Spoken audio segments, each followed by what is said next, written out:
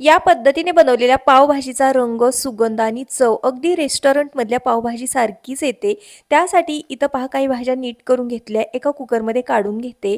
यामध्येच 3 मोठ्या आकाराचे चिरून घेतलेले बटाटे, 1 कप फुलकोबी, त्याचबरोबर अर्धा कप ओला मटार, अर्धा कप चिरून घेतलेलं गाजर, 1 शिमला मिरची, त्याचबरोबर 1 कप बीट घातलं. मीठ घालून 1 ग्लास पाणी घालून 4 शिट्ट्यांवरती भाज्या शिजवून घेतल्या. थंड झाल्यानंतर मॅशरने मॅश करून घेतल्या. त्यानंतर कढईमध्ये फोडणी करतात तेल आणि बटर घातलं. 2 मोठ्या आकाराचे चिरलेले कांदे परतून घेतले. आलं लसूण पेस्ट, टोमॅटो देखील परतून घेतला. पावभाजी मसाला, काश्मीरी लाल मिरची पावडर, बेडगी मिरची पावडर मिक्समध्ये घातलं. हळद पावडर चवीकरता, मीठ घालून, भाज्या घालून याला व्यवस्थित मिक्स केलं. कन्सिस्टन्सी मेंटेन करण्यासाठी गरम केलेलं पाणी घालून थोड्या वेळासाठी ही पावभाजी शिजवून घेतली.